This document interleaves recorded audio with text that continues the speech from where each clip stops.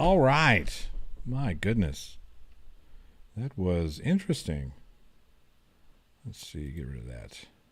Oh, let's get rid of that shit too. We'll say pow. Yes, I want to remove Philip. There we go. Irish, let me know if you want in. I sent you the link with the password. We'll get you in here. All right. Yay. That was super fun, I think. Turd. Was that guy 12, says Charlie Walsh? I think he was at the very most, he was 12. At the very most. So, yeah. My goodness. I hope I did not disappoint anybody in the method of moderation. Irish, I hope you're out there. My goodness. Glass Monster, I think I'm going to leave this one to JL and Irish Demon at this time. As soon as we can get the old demon in here. What is going on? Oh, come back here. Oh, well, Demon might be a minute because he is eating. I kid. I kid the demon. I kid the demon. All right. So, what did you guys think of that? How is it? How's my? I'm so yeah. I can't even talk. How was your evening with this debate? Who learned anything? Don Giovanni, he was definitely he was doing his best interpretation of Darth Dawkins. I think PK was allotted too much speaking time, if I'm blunt. That's fair, Scott Ivertaner. I was hoping, and I can say this because JL isn't here, but he'll be here in a second. I was hoping JL would have asserted himself a little bit more. I didn't want to, be like, hey, JL, get in there more. Get in there. Because, I don't want to seem like I was trying to influence the debate. David Coombs, you just got a brew. What are you drinking? Charlie Welsh has had a colonoscopy, and that guy made my ass hurt even worse. Well, I'm sorry. Sorry about that.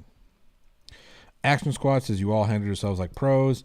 I try to do the best that I can to make sure that I'm a fair moderator when it comes to these types of debates. And I understand how when you're dealing with somebody who acts the way that Philip acts, it's difficult to stay as professional.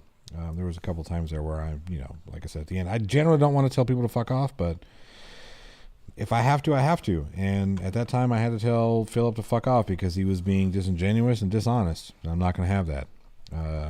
It hurt my brain. I could sue. Well, basic trigonometry, I don't have anything to gain, so I'm sorry.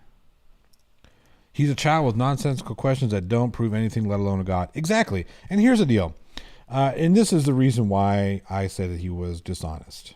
Because if he can't answer a simple question, what version of the Bible do you read? Well, then you're granting me God. No, we're asking you. Those are nothing. What does that have to do with the price of tea in China? What version of the book do you read? Point blank and simple. You can say whichever version you want. It's a question. It's an exploratory question. You wouldn't even answer it. Just wondering if his script has evolved. I doubt it.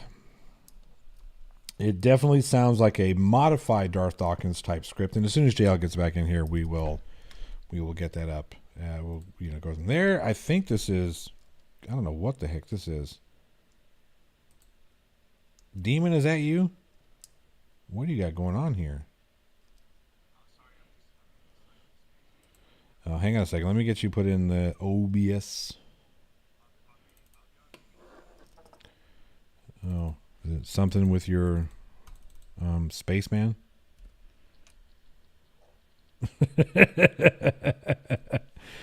Oh, Jesus. All right. Of course. I'll grant you that I exist. Jesus exists. He's my little brother. Literally. There it is. All right, now it looks like that popcorn thing's going on. I don't know what you got going on there. You and your camera covers. Why can't you just be normal? Get like one thing I got like this. It just goes away, slides over. No, you gotta have so some. Much cooler, man. You gotta have some weird little thing there. I think just looking at it, the image itself looks pretty cool. It does look kind of cool. It does look cool. It looks like you are inside of a space station. Basic Trigonometry says at the plot hole, I super chatted you $2 so I could sue you for $1.40. So there. See previous comment about brain injury. Oh man. Tina Jones says you are more than fair at the plot hole. I hope so. I try and be as fair as possible, but there comes a point in time where even my patience is tested. And Spurs chemo discount definitely tested my patience. So. Where the hell is PhD Tony? That's a good question. I don't know. PhD Tony might be sleeping.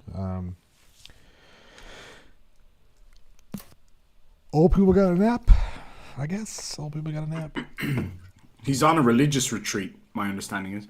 PhD Tony? Yeah. Or you're thinking of J.L. Warren? No. PhD Tony, the old bald guy. Oh, okay. Yeah. Oh, okay. All right. Oh, well, I guess that's both of them. That's all three of you.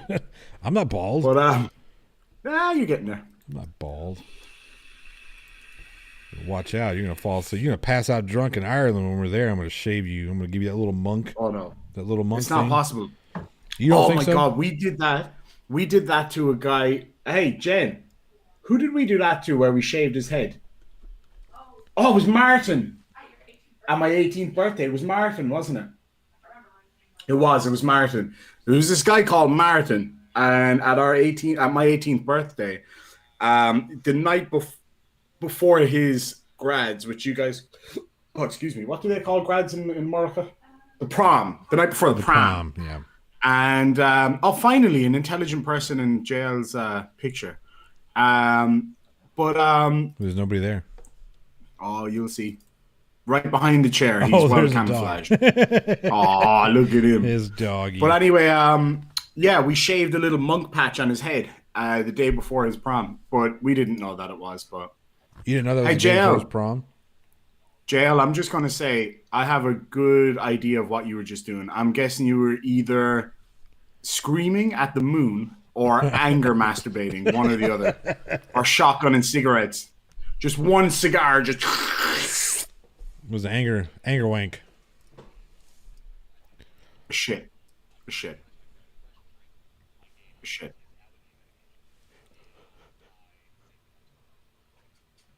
That was quick. It was a quick good night. Mildly boring compared to what I had. Well, geez. My goodness. All right. That didn't sound as fun as my idea. No, it didn't. Scream at the moon and anger mask at the same time. I was in the mall when this debate was on. I was listening while I was walking around. I bought loads of random shit because I could not concentrate because I was so angry. I felt like throwing the shopping cart straight through the fucking window on a few occasions. There we go. That guy was so irritating, man. So irritating. Yeah, I got to the point where I don't like butting in as much as I did in debates. I really don't. But he needed it. Sorry, guys. I forgot that I muted JL. So now he's back. He's back. Oh, was I muted the whole time? Well, just for a few minutes. Just for a few minutes at the very beginning. But like, the thing that got me the most there, right? The thing that pissed me off the most was, in order for him to tell you what God he believes in, that you have to grant him God exists. What nonsense. Yeah, that's like if I argue with you, you say ghosts exist, I say they don't, right? And then I have to say to you, what kind of ghosts do you believe in? Well, you have to tell me that ghosts exist before I can argue that point. I'm like, what? Are you fucking stupid? Yeah, I wasn't gonna. Yes, I wasn't gonna fall for that Wile E. Coyote trap. Yeah. I'm too road. I'm too Roadrunner for that shit. Yeah, no, fuck that, man. That's kind of the thing, the whole. I'll send you a debate later, moderator. Oh, you forfeit. I have it on record that you forfeit. Go fuck your mother. He's just Spurs chemo with an Australian accent. That's all he is. That's so wild. I didn't even think that you said that. You were like, someone called him a SpursClone, and I was like, oh, yeah. I was like, fatality. Yeah. Yeah, man. He was so irritating, man. Like that was his shtick. I could tell from the second that he came on that that's all he was there for, was just to be an asshole. So I was like, a few times I commented, I'm like, right, fuck this, I'm out. And then I was like, wait, no, I gotta actually see what happens here, because it's gonna get juicy. But I was so angry. Holy fuck, man. I feel bad for the people around me in the shopping center. I was throwing shit. That's hilarious. I have no milk now because I was so angry every time I picked up a bottle of milk. I fucking squeezed it. No milk for my whole village. Well done. Sorry. I can just imagine the clerk coming up. Sir, could you not destroy the milk, please? Other people have got to buy some. Yeah, but it's gone on the fucking day. Oh man, they would understand. He had the most condescending voice that I've ever heard. Like, I wanted to feed him to Nathan Jones. I really did. And I don't know, you know who that is? Nathan Jones is Nathan Jones is an Australian actor. But he's like he's like enormous. He's a huge fucking guy, and he's an awesome dude. Nathan Jones. And you can Did you ever see Never Back Down 2? Is it Never Back? Oh yeah, I know that guy. He's a fucking animal. He's the dude's a wrestler, right? Yes, dude's a beast. Yeah. I was like, I want to feed him to him. Yeah. Oh my god, he's like Stone Cold Steve Austin on even more steroids. Yeah. That's a big man. That's a big man. A really big man. See, hold on. There's an even bigger guy. Holy shit, Martin Ford. Oh my word! I've never seen a man that size in my life. That's gonna get audio clipped. Yep. Ah shit! That's the biggest one I've ever seen. Is this guy human? He's bigger than what's that English guy? The world's strongest man. I can't remember. I can never remember his name. Oh my god, man! This guy is a beast. Oh, hey, he thanked me for watching his videos. Who did? Philip did. He just sent me a Discord message because I said bye, bud, and he was like, "Thanks for watching my videos. Bye." You're welcome. Okay, you're welcome. I guess. You're welcome, you child. Have you guys ever seen the Iranian Hulk? Look, I have an autistic child who acts better than that fucking asshole did. Yeah. Yeah, he acted like an absolute dickhead. Yeah. My goodness. Just for the God bless America. Like I said, Tanner keeps telling me that I did the right thing by stepping in a little more at the end. I really don't like to do that. I don't like muting people. I don't want to do that kind of thing. But I will if I have to. Johnny, I just sent you a picture on Discord of that beast Nathan Jones with an even bigger beast called Martin Ford. Check this out. I will. Give me a second. We got some guy was begging to get in here, so I figured I might as well let him in. Okay. I am curious about it. Team Skeptic said he's going to debate him, and Team Skeptic was in the chat. I wondered if Team's still going to do it. Well, I mean, you could. Jefferson was it Jefferson Spatchcock? Never seen a man that size. That's the title of your sex tape, Irish. I like it. Yeah. The man, the myth, the legend. That would be a no. Yes, we can hear you. Yeah, I can. God. We can hear you. Well, stop. Shit. They're trying to make sure that I can be heard, and I don't see any indicator. Oh, there it is. My mic lights up green when I talk. Yeah. What's up, ass fuckers? What's up? What's up, Skip bitch? Yeah, I'm making sure that nothing much. I'm making sure that the chat can hear you. So, what's up? Yeah, debating that guy tomorrow is like, I'm just gonna be there to prove him wrong on everything he fucking brought up in both debates. Really, he ran the same fucking. I'm hearing a feedback. Yeah, hang on just a second. Yeah, it's a bit of it is an echo. Yeah, I'm working on it. All right, it should be better. Like, I still don't Skeptic. understand what he means by inanimate particulates. Or He doesn't understand what he means. I don't understand what he means by tangible energy. It's yeah, word he would have to describe tangible, because last night he said tangible was something that you could put in your hands and feel. You can't do that with energy. You Yeah. might feel the effects of energy, but energy itself, you would not be able to like hold on to and feel and touch and do everything with it. The energy would have to react with the, you know, the electrons on your hands or the atoms of your hands, and that would make you feel it. You would feel that interaction between it, but that doesn't make it tangible. The only tangible thing there is the interaction between, you know, an electromagnetic wave and the atoms of your skin. You'd feel that, but that doesn't make the energy itself tangible, because we can't tell. We could not pick and choose at which time we'd want to see where the energy was, basically, like a photon, for instance. We shoot a photon across to a photon receptor. The only two things we know about the photon is that it originated from the, you know, the emitter, and it arrived at the detector. There's nothing tangible about the photon during its travel. So Ian Smith says, great moderating, Johnny O. Thank you very much. I appreciate that. Yeah, Johnny, that was awesome. Really, really awesome. Yeah, Johnny, just fucking him out at the end. It was the best feeling ever. It was like, I felt like I was edging for about an hour. And then Yeah, Johnny, good job. Almost as good as me yesterday. Okay, Thank you, the most modest. I only got through half of that, of half of the debate with AJ. What happened at the end? Because I mean, he obviously was trying to make it very clear that he was not going to rage quit. Like, I'm not leaving. You know that. Oh yeah. Yes, you are. Forfeit or whatever. Yes, you are leaving. Yes, you are leaving. Well, he said yesterday to me, while I was trying to interject on something because I wanted to clarify something, it seemed as if he was saying something that was so wrong that AJ wasn't understanding what he was trying to convey. So I was like, okay, so I said, either one, two things is happening. Either you're completely not, you know, or I didn't say maybe one or two things. I was like, these two things are happening.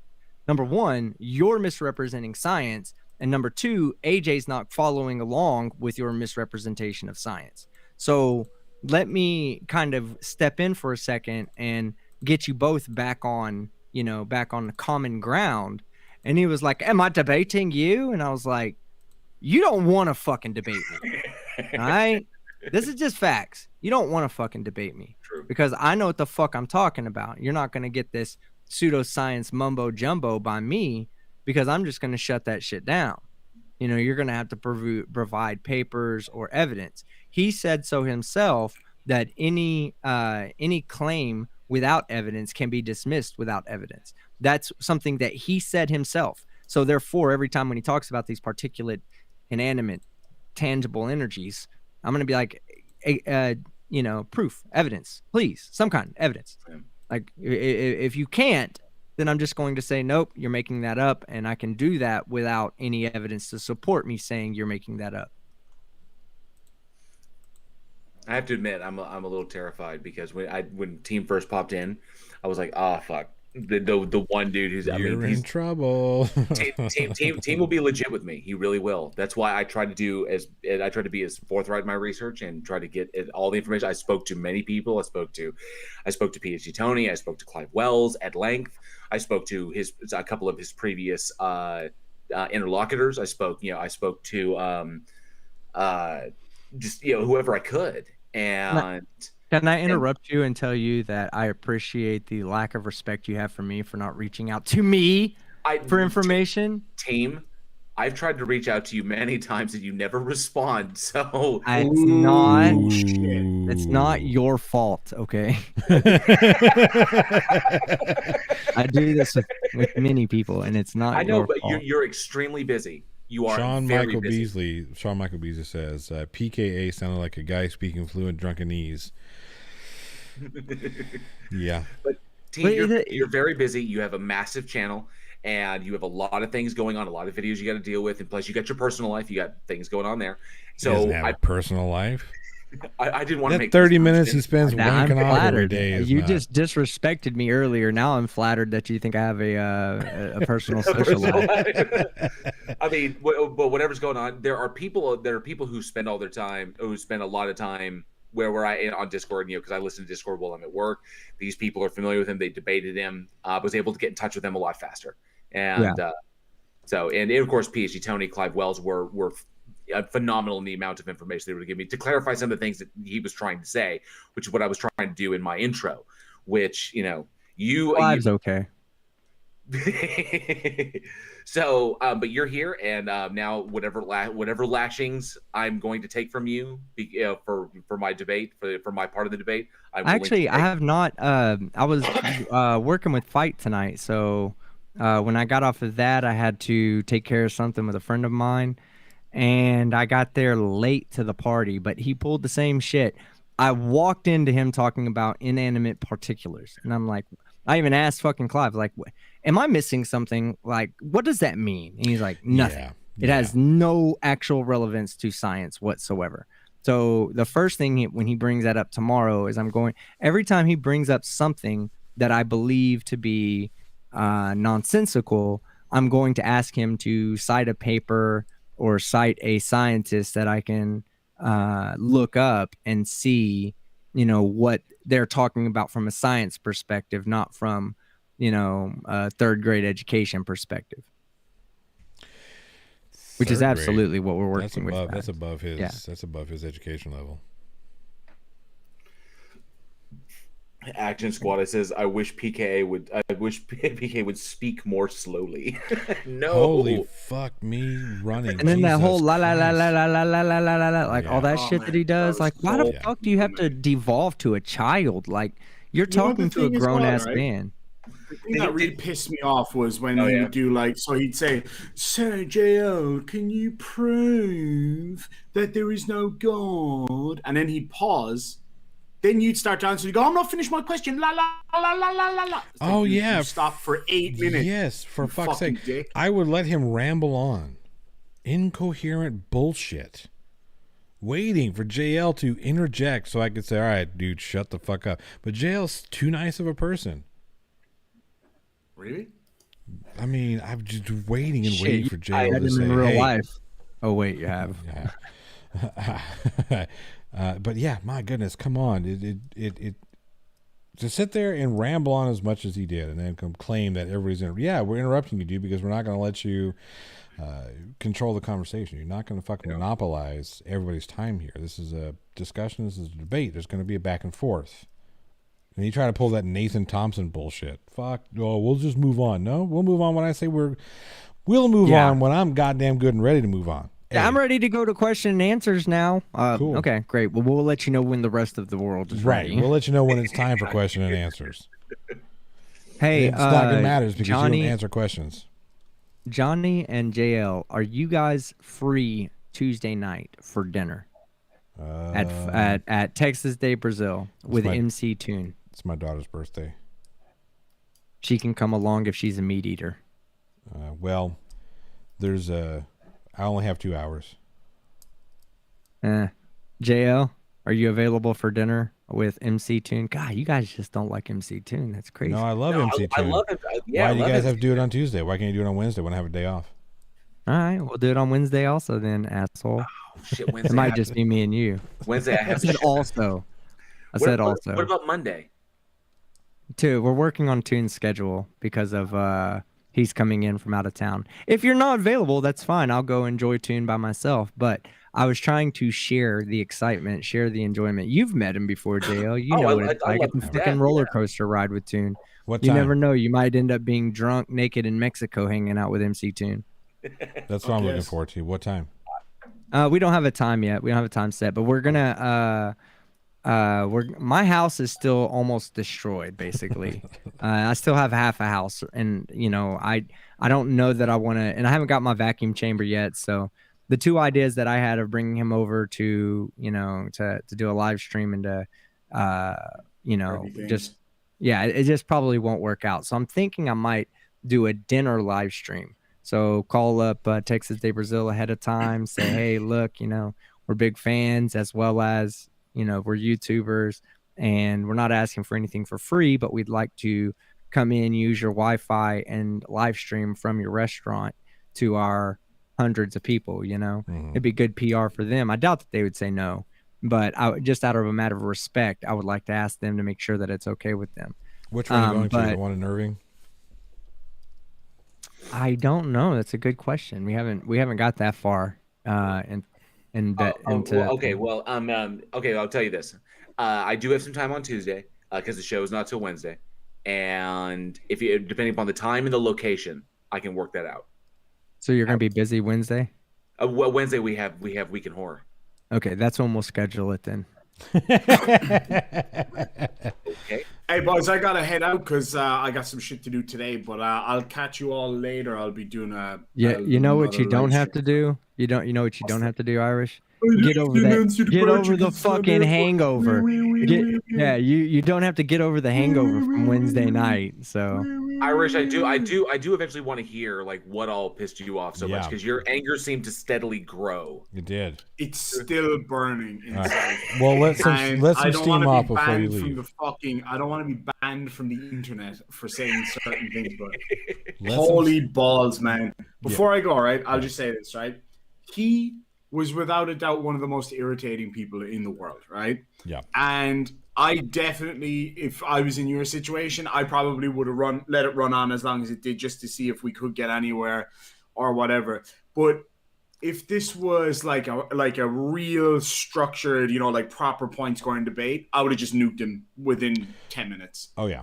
Do you know what I mean? When I say that's not to say that this wasn't proper debate, but you know what I mean? Like if it was a set structured debate following a set pattern, like the Oxford style or whatever, then I would just nuke him. I'd be like, sorry, you're not answering the questions. You're just trying to move the goalposts. See it by. You're not worth arguing with. Right. He's not a true valuable interlocutor. He's just not worth it. Not worth your time. So we started out that way. That was the way it was supposed to be. And then once I realized that it was going to be more shit show than anything, I kind of let it happen just a little bit to see what would happen. I was hoping Jay would have been more go fuck yourself, but I was trying. I mean, I was trying to maintain my cool because I didn't want to go all Rad. Yeah. I didn't want to go off on him like I did on Rad Vlad, because I admit there were moments during the Rad Vlad, the Vlad debate that amazing, I lost my shit. And I let him aggravate, or he aggravated me, and I chose to go off on him, and it just was not productive in any stretch of the imagination. It was funny as shit though. But this guy, I mean, he came out and he challenged me. He was like, I'm looking for, like, he called me out directly. He's basically going down the Discord list of atheists and calling out each one by one. And anybody who deems him unworthy to argue with, because he'll usually do it like he'll call you like on Discord. He's like, "Hey, can you debate in 30 minutes?" Like, what do you mean? It's like, "Yeah, I'm going to call you in 30 minutes. We'll debate just on a Discord phone call, just like that." He'll record it, and if he pulls his shtick and we're like, "Look, dude, you're not interested in having a debate. I'm out of here. I'm not wasting my time." He'll then upload it to his YouTube channel and say that the atheist forfeited. So he's trying to build clout, is what he's doing. That's all he said about me. As I was the moderator last night, he was like, "Oh, you don't want to debate? Okay, I guess I won that one." And I was like, hold the fuck up. Try that same Where bullshit did you with get me. this fucking logic at? And how do I get a piece of it? Yeah. You try that same fucking paddle it. Try that same bullshit with me. He's a fucking knob. Yeah. All right, I got to roll, boys. Later, I'm gonna probably go live my nighttime. I went on Omegle last night, and I was asking random people all over the world what they thought. You were asking random people all over India. You had like 50 people in India showing you their dongs. Most of them, to be fair, were in India. We got 2 ladies in France. We got a lady in the States, a lady in Sweden, and a lady in England. How many dongs did you see? And a lot of penises. It was like going into a butcher's shop. There was just sausage everywhere. For real? Is it like that, bro? But there was no seafood. Yeah, it's literally just penises everywhere. No seafood.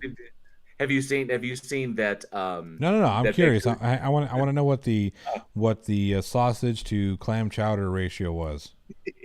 Oh, it was last night. It was 100 to 0. I figured. The last time I did see a set of tits one time on Omegle. Myself and a mate were just fucking around on there, and saw a set of chesticles, and we were like, "Shamon, titties!" Finally, after all of that meat tube, and then it moved away from the screen. You love the meat tube. No, it wasn't. It was a big fuck, dude. He was holding his titties like this in the thing, and then we were like, yes! And then he backed off, and it was a big fat dude. I was like, you got us. That was a challenging wank, I can tell you that.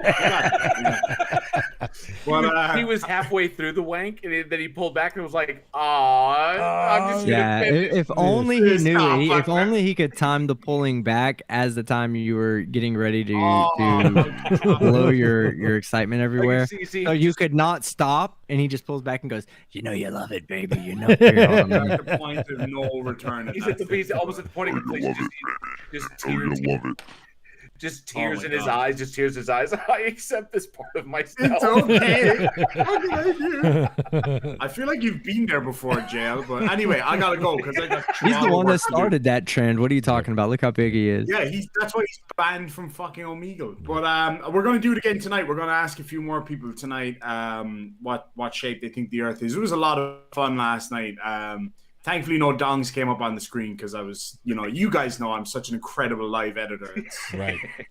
I blow myself away with my abilities. There is a person who goes on Omegle and has a Kermit doll that he sets for the camera with a cucumber up between his legs. Oh my god, man. That's so fucking hilarious. There's a guy that goes on there and plays guitar, and he has like a billion views from it. It's insane. He's amazing too. Oh yeah, I love that shit.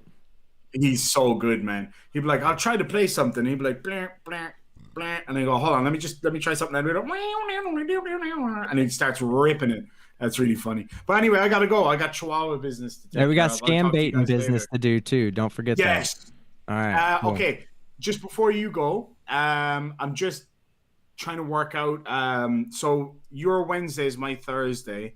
So I can do this week, Whiskey Wednesday. I can't do the next week because I'm getting a tattoo on the Tuesday, and then on the Wednesday I'm getting my COVID jab, and I'm guaranteed to be sick for a couple of days after that because I always do when I get any kind of vaccine or anything. So I probably won't be able to do next week. But then the following week I'll need to talk to you about this, Johnny, because I know you said you consider running it for me, doing my live tattoo stream. Capone Inc. are going to do it for me, and they're awesome. They're fucking wicked. Hey, so can I tell you something? Be careful about doing that, okay? I know of instances where people have gotten strikes for doing a tattoo under the self-mutilation clause. You are shitting me. I'm not shitting you. So what you have to do, it has to be a clean environment. It has to be a licensed environment, which most. Oh yeah, this is like top of the line place. Yeah, it's beautiful in there. This covers mostly people who get tattoos like not in certified tattoo shops.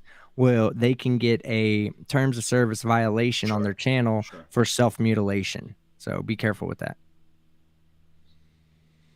Lord. I'll make sure to phrase it really well. You could do it on the one that's I'm going to do it on my big channel. Do it on the demonetized one. Yeah. Exactly. I'm going to do it on the big channel. Yeah, I'm going to do it on the big channel. So what I plan to do tonight is I'm going to live stream for about a half an hour on the big channel and then switch over to the other channel to start bringing people over there because I think a lot of people don't realize that I've switched channels, but that one's getting there. The hours are starting to rack up, so if anybody hasn't watched some of those videos, if you get a chance, I'd appreciate people going over and checking that out and giving me a hand, getting my numbers up. Create a playlist because when I go to sleep at night, I just hit play on a playlist and I let it run through the playlist and I listen to it while I sleep. And for you, I could easily do that, for you. But you'll have no semen left. Okay, I'm gonna mute your dumb ass, but I'll still let it play. I'll still let it play so that way you get credit. Sounds good. All right, guys. Well, I'll go. I'll do that at some stage today, and I'll catch you all later. All right, Demon. Yeah. Take care, boys. So that was an interesting debate, we will say. Yeah, the little part that I caught was, basically and now it really this gives me, something to look forward to tomorrow. It's nothing but a recurrence of the night before. Mm-hmm. So he basically gave the same performance as he did on Brainy's channel on your channel, and I don't anticipate that to change on my channel. Yeah, no, it sounds like he was scripted. Yeah.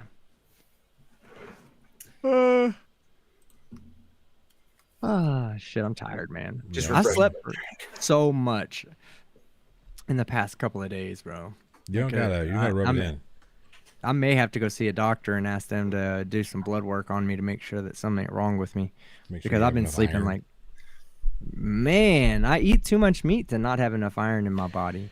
We have too much iron. Too much iron, maybe. But speaking of eating, I'm not going to get out of the call, but I need to run right there in this across the street in about 5-10 minutes. Not right this second, but just to go grab me some Wendy's and get back home. I know Gotcha. where you're going. I know Shut where up. you're going. I have lunch there all the time. The $5 Big Bag is killing it right now. Oh, with I the know, double right? stack and the 4 nuggets and a drink, shit, and fries. That's a good deal for spicy $5. nuggets. Spicy nuggets, man. Spicy That's where- chicken sandwich too, baby. that's where have you tried the spicy number 12? No. Oh, it's amazing. And it's What not is too it? big. It's not too big. It's a spicy chicken sandwich with jalapenos and What did you say? with jalapenos. What did fucking? Oh, Jalapenos. thank you. So with Jalapenos. con jalapenos and I think it's a spicy Dijon. Oh, that's gross. I would have regular mustard instead of spicy Dijon mustard. Oh, yeah, it's so good. Spicy Dijon's okay, but sometimes there's too much mayonnaise in it or too much of a mayonnaise flavor. And when If you I have think of spicy like a Dijon fast food mustard that restaurant, has mayonnaise in it, then you're eating the wrong spicy Dijon mustard. Well, sometimes they do it, but it gives it like Yeah. an egg. It gives it like an egg flavor, and you really don't want too much of that. So Yeah, I don't want any of it. yeah. well, where do you think the cream comes from in inside of a like Dijon mustard? They're not actually putting fucking like heavy cream in it, are they? It depends I on thought who it makes was it. mayonnaise. It depends who makes it. Oh, I'm never eating that shit again. So team, whenever you're ready, I will take your critique. I've prepared myself as I knew that the monsters are going to come out and be like, okay, JL, this is where you fucked up. This is where you do your thing, or however, whatever whatever I need to learn more of. So I'm prepared. Be gentle. Well, I know for a fact that he brought up the first law of motion again, didn't he? As Yeah, being evidence for God. Newton's Okay. first law. Yeah. That's a non sequitur. Yep. Of course, that has nothing to do with God. And then the other thing is, anytime that he mentions that something's at rest, you need to remind him that nothing is at rest. Right. Nothing. Absolutely nothing is at rest. Everything is moving through space time. Well, he's saying that it's at rest. Before he's speaking to the state of the state of the energy or the universe. Before the Big Bang. There was no state of the universe before the Big Bang. So and. What I got from talking with Clive, from talking to PhD Tony, is that there's a certain point where our observability ends, right? And we can't see past that. So whatever state of the universe there was or was not, or whatever the laws were, whatever, we can't determine that because we can't observe past a certain point. Yeah, currently we can't observe past that point, so we cannot make truth claims about what lies beyond that point. I tried to put it in a nice little diagram. There's a wall. You can't see past the wall.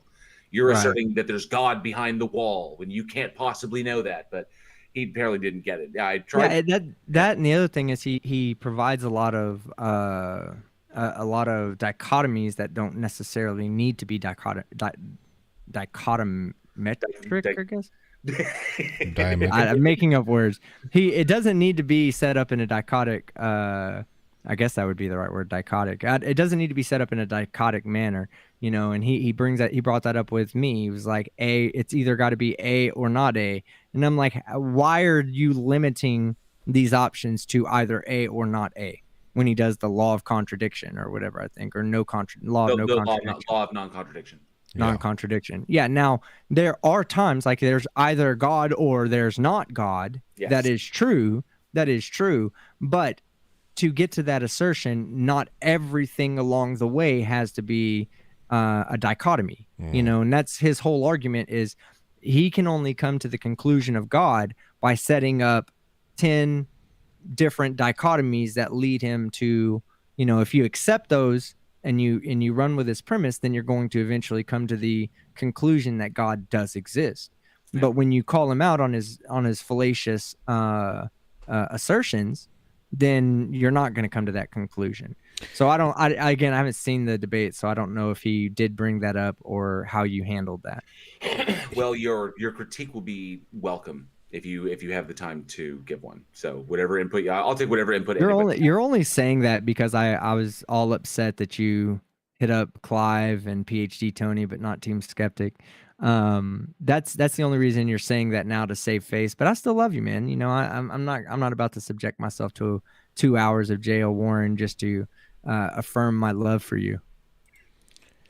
But I will. I'll look at it and I'll give you I will. That's how I do things, bro. I know. So the only thing that I will say to you, JL, is that this guy does the Darth Dawkins type thing, and you know how to handle that, but you didn't. What do you mean I didn't? You let him monopolize the. Well, I was worried because my focus is on the audience, not on him. No, I understand. But the audience... I don't need to Philip. I don't need to like blah, shut the fuck up. I don't need to do that shit for them. I mean, he'll do it all. No. I'm not saying that you should. I'm not saying that you should yell and scream at him, but get up in there a little bit. Well, I know, but I wanted him to predominantly. I wanted him to embarrass himself. Oh, he did. My primary goal, my number one goal for this debate was to focus on what was being said, focus on my positions, not lose my cool, stay absolutely calm. Don't let him drive you into pulling what you did on Rad Vlad. That was my number one reason for accepting this. Everybody know. I think everybody is pretty familiar with my position. Okay. And I wanted them to get to know his position as well and see, the fallaciousness of his arguments, right, and how he misrepresents science. So I knew that this was going to happen anyway. Predominantly, I wanted to test myself. Listening to his debates, and I listened to all 19 of them. There's 20 now. I listened to all of them to prep for this. And in going down, I was getting frustrated just listening. Like Irish Demon was. I was like, oh my, it was just, I don't know how people weren't just like punching their screens. But I went through it, I got through it, and I was like, you know what, I'm gonna be cool, I'm gonna be chill. I'm not gonna and any time I feel like I'm getting angry, like I feel it rising, I'm gonna speak quieter. All right. That's a good strategy.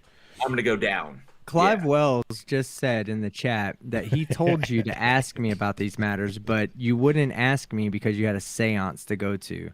Were the ghosts at least nice to you and polite to you? Yeah, I'm not dignified. Yes, you are. Did he bring up ambulation? He tried to.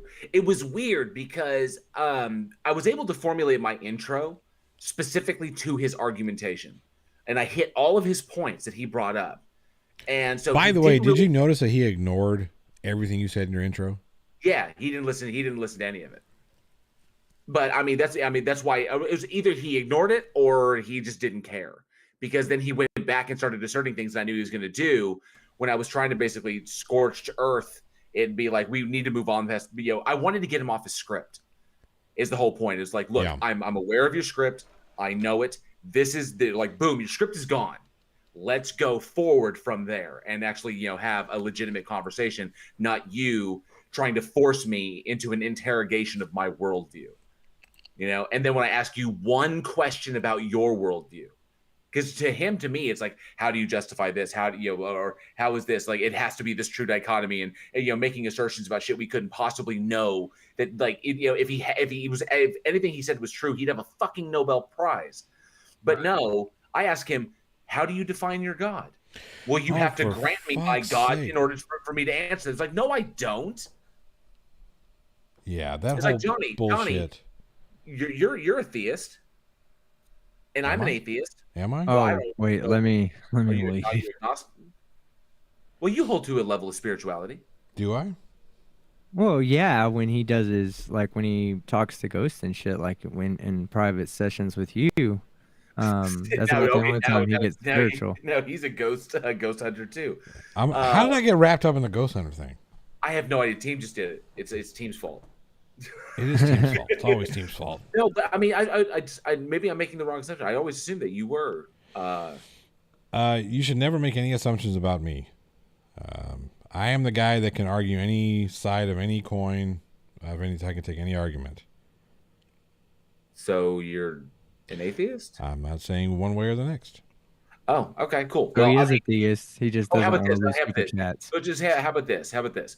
If I asked MC Toon, just to for the purpose of conversation, if Sure. how he defines his God, just how do you define it? Like what attributes do you give to it? He would be able to answer that question. He would answer that question honestly, because I don't have to grant that his God exists in order to understand how he interprets God, which is just silly.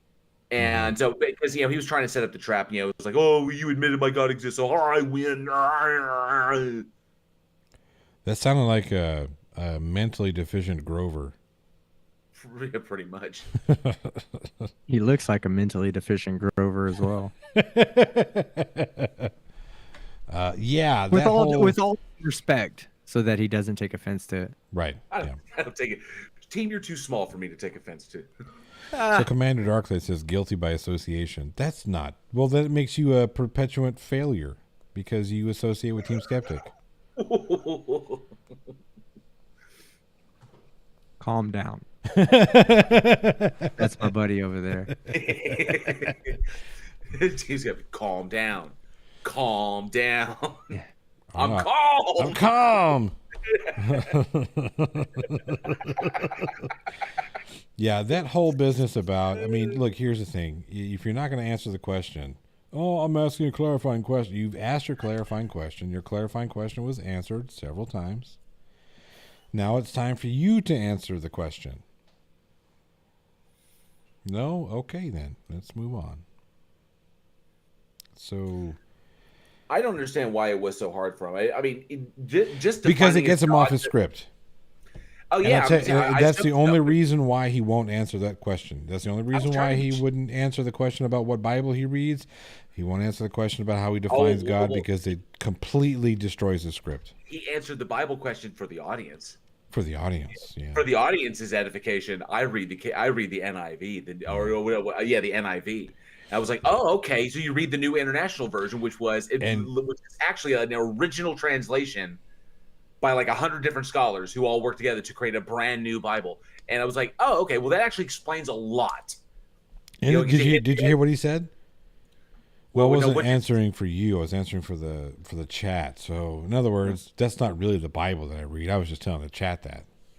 Do you know that I was part of such a fundamentalist church here in Texas that any mention of the New International Version of the Bible was seen as blasphemy? Not even kidding. So you First Baptist? You ran KJV, First didn't Baptist, you? yeah. Yeah. You ran KJV. Yep. KJV. Yep. And that's hard. That's hard fucking core because running KJV, obviously you have the influence of King James in order to further the conglomeration or basically what's the word? Basically the conjoining of the two powerful, the seat of government, the monarchy and the church to bring them together. And It was a power play is what it was. Yep. And then adjusting things in the Bible in order to reflect that agenda, in order to support that agenda. And then, of course, what was it? There's the team. Were you a part of that faith? Were you part of that denomination that believes that anyone basically anyone who reads the KJV that they are saved, but anyone who doesn't prescribe to the KJV, they're all damned? Yes. Well, you couldn't just my denomination, my religious belief when I was religious was not that just the reading of a particular Bible would grant you access to eternal heaven. You actually had to be saved. You had to go through baptism. So you could, I guess, in my particular church, being seen as reading the Quran or the NIV or any other iteration of the Holy Bible would be considered blasphemous. So blasphemy in itself would send you to hell. So yes, attributing God to any form described in any other type of Bible is punishable by eternal damnation. However, just ascribing to the King James Version of the Bible would not get you to heaven either. You would actually have to submit to God, go through a baptism, and God, that word "submit" makes me fucking hate religion. Yeah. But you can't deviate. You can't deviate from the KJV. Because, no, you can't. And in that, and if you take that to its logical conclusion, anybody who is reading the Bible before the KJV came around, which I think was like 14, no, was it 1611? It was quiet. I don't know. I think it was like whatever. I think it was either 1623. 1623. Okay, so but anyway, in the early 1600s, when that book came around, that means anybody who was reading a Bible before then are automatically damned. Yeah. Well, I just had, I talked to lots of people. 1535. Sorry. Which one was it? What year? 1535. 1535. Okay, gotcha. Yeah. So when what made me ultimately start getting away from faith was when my two things happened. Number one, I asked the pastor straight up, "Hey, what happens to a person who kills 50 people, okay, for no reason? All children, we'll say children and babies, 50 children and babies, and gets sentenced to the death penalty. And on the deathbed, knowing that this is the end of his rope, not just says, I give in to the faith, I believe in, God, and I submit myself to God, but also truly believes that, right? So there has to be two things. A person couldn't just sit on there and go, oh, I believe in God, and that's your entrance into heaven. No, you had to say, I believe in God, and submit yourself to truly believe in Jesus, Jesus as being the Savior. So if they did that on their deathbed as the sodium pentothal was going into their fucking veins right before they passed out, if they truly submitted to God's will and Jesus being our Savior, that person would go to heaven. And I asked my pastor that. I was like, what does our church think about this? And he said, well, yeah, by the letter of the Bible, the only things that really matter, you can become a Christian, a born again Christian at any point in time. And even if you're got 10 seconds left in your life, as long as you don't hold a non-Christian belief during that 10 seconds of life, after you've submitted to the will of God and the salvation of Jesus, you would find you would have a place in heaven next to the Creator. So I asked him, and I was like, that doesn't make sense to me. Why would I want to surround myself with these fucking people? And so me and my grandmother were talking one day, and I was asking her, like, she was like, oh, of course, I'm very much so against communism. I understand socialism. It has its place, in society, but I'm very much against the concept of full-blown communism.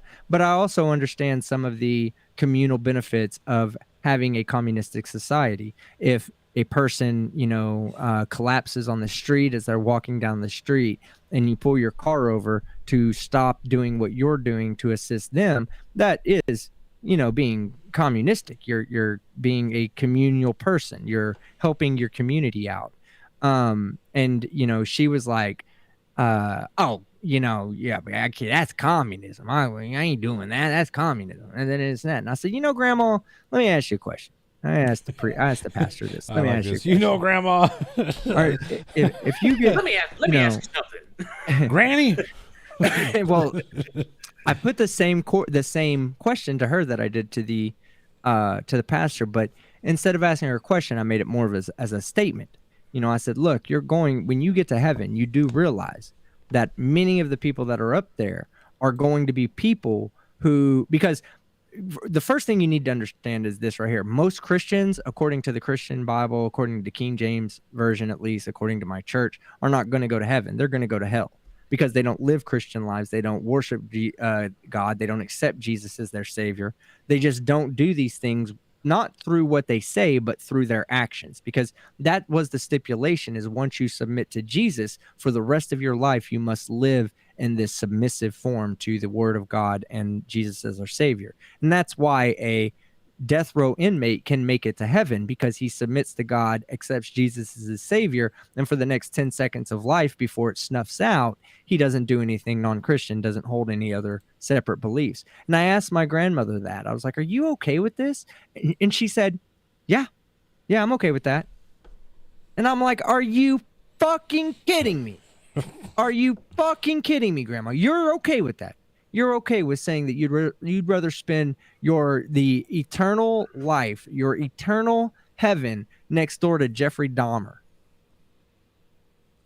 And she was like, yeah, that's part of my belief. It's part of my faith. And I was like, okay, well, I think it's time for me to move on. And that's when that's when she literally told me, she said, will you pray for me on my deathbed? I said, absolutely. I'll pray for you. I'll pray to whatever God you believe in. I mean, it's not going to change the fact that you're going to die. You know, Oh, that's fucked up. well, no, we were talking about it as if she's on her deathbed, approaching death. I said, yes, I'll pray for you, but it's not going to change anything. You know, me praying Granny, for you. I'll say your last rites, but your ass gonna die. Yeah.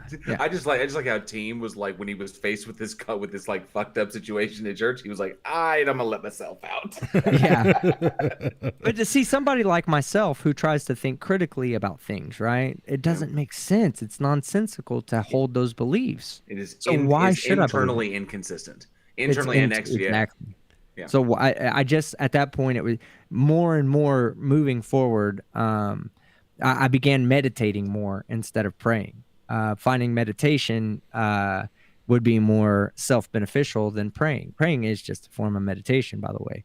But when you're praying to somebody else and saying, hey, dear Lord, will you stop all the bad stuff in the world from happening to me, instead of getting off of your ass and pulling your hands apart and putting them to work and earning that place in life that you want to have. You know, these are some of the inconsistencies I started to observe within my own church, and it was something that I could not convince myself, illogically convince myself to buy into. And when it was obvious, and this is no lie, when it became obvious that I was no longer supporting the rhetoric of the church didn't want to have anything to do with me. It was simple as that. I became a nuisance to the church instead of I became a nuisance to that church instead of, well, I was a part of I didn't hold fundamentalist beliefs. A lot of the people in the church didn't hold fundamentalist beliefs, but definitely a significant portion of the church, including the pastors and everything, you know, the business model of the church was all based around fundamentalism, you know, going to like abortion clinics and protesting. I've never done that. I don't know anybody that's ever done that, but that's the type of church that I was a part of. Somebody that would, you know, condemn the gays. Oh, your son's gay? Well, let's all get together as a community. Let's all get together. Let's bring the community together. Yeah. Let's put him in the middle and form a prayer circle around him. Pray that goddamn gay away from him. No, that's not how it fucking works. You know, I when I started to realize this, I was like, no, I cannot see myself in the mirror every day and accept that is the person that I am. Right. So I moved away from it. It's probably Life's been better ever since. Yeah. Probably a good thing. Fundamentalists, especially. I mean, I don't know. What did you think is worse? Do you think fundamentalism is worse because it's so in your face, or do you think the veiled motherfuckers are worse because they're, you know, like, oh, you know, we're your best friend. Fuck that gay motherfucker. You know what I mean? Well, but typically, I would actually say fundamentalism is bad because those fundamentalism is worse. Yeah, those cats hold to the old laws, and I'm talking but you don't think the ones that are really veiled with it, that make you think you're their friend, and then they'll end up. So are you talking about open fundamentalism versus closed fundamentalism, like fundamentalism within yourself? Yeah, well, see, you're still talking about a fundamentalist. Well, so but again, right? So you have like First Baptist churches are, for the most part, very fundamentalist churches. Even some of the fundamentalist Southern Baptist churches are extreme with, you know, well, your skirt can't be above your ankles, and, you know, no dancing and no this and whatever. But then you got some of these churches that are like, oh, we're trying to be hip and cool and whatnot. We're trying to be, you know, welcoming to all people, and they'll bring in anybody and everybody: black people, Mexican people, white people, Asian people. Oh, there's some gay people, bring them in. But let's make sure to keep those gay people at the back. I can't remember, Pentecostal, I think it was. I went to a Pentecostal church, and they all started speaking in tongues. Oh, yeah. And this was when I was still religious. Yeah. So when they started doing that, the first things that started going through my mind were, you're all going to hell, you know, because you're speaking in these languages that, you know, for me, growing up in the Southern Baptist, you know, church, we did have, at times, you could we had people that would say, "Oh, I'm being possessed by the Spirit of God," and they did weird things and everything. But for the Pentecostal church, it almost seemed as if the weird actions of the members of that church were, planned. It was their way of showing dedication to the church and to their belief, because nobody was ever fucking actually possessing these people. No, Matt Dillahunty, actually, because he was a fundamental Southern Baptist as well, and he was in the church for 25 years. He was prepped to go to seminary before he started asking questions, and then eventually deconverted. But he ran into the same thing, and legitimately, he was speaking to an atheist who used to be Pentecostal, and I'm talking like deep down from birth Pentecostal. And when the first step towards their deconversion was, because they're supposed to go through the whole like speaking tongues thing, like letting the Holy Spirit fill you, and one to somebody, shit like that. And he said, I don't know what to do. And then the pastor was literally like, just fake it. We all do.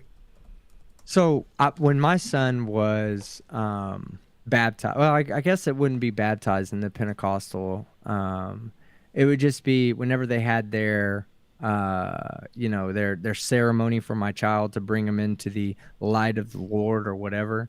My son was a baby, so he would never remember this, but I do remember it. Me and my family went there, and everybody gets up. They take my baby up to the front. All the people get up and they start speaking tongues and doing this and doing that.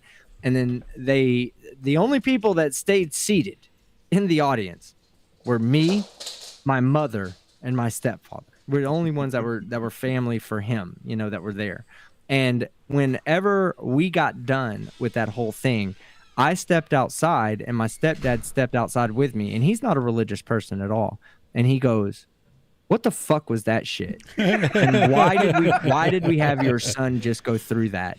And that's when I was like, I don't fucking know. I don't know. What did we learn? What did we learn from this? We hang on a second. Wait. I don't fucking know either. Were you still married at the time, team? Yeah, I was actually. That's why.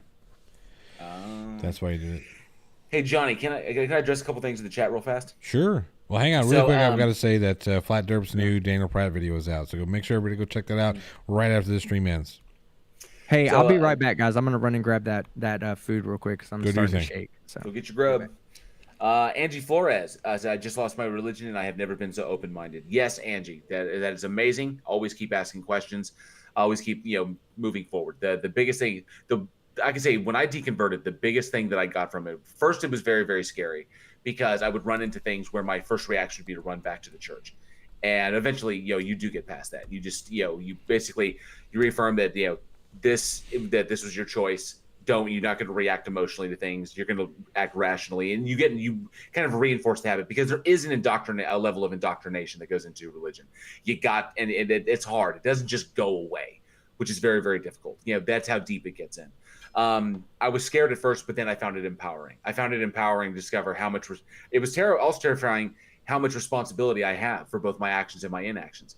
It was fucking scary as shit. And over time, I realized that empowered me because now I'm more aware of it and I'm more conscious of my actions and especially my inactions. When I choose not to do something, can have huge ramifications, depending upon what it is. So it was very empowering when I deconverted and I found myself with more compassion. I was not compelled to hold grudges anymore. And my judgments of people just went out the window. Is because why? Because we're one species. This is all we got. Why would I waste energy on any of that? Why would I? It's pointless. So yeah, it was definitely freeing, and I would say, I feel more human. More in touch with being a human. Being a part of humanity since I left my church.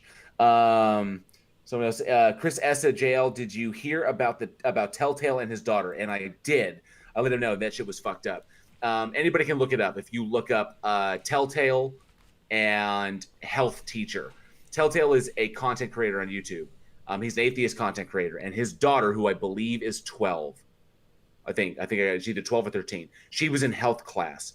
And her teacher, and she recorded her health teacher giving basically teaching the class with abstinence and utilizing the Bible and God's supposed intentions for what men and women in relationships, saving yourself from marriage and all this. It gets more cringe the further it goes, and it's absolutely disgusting. Well, she gave that recording to her father.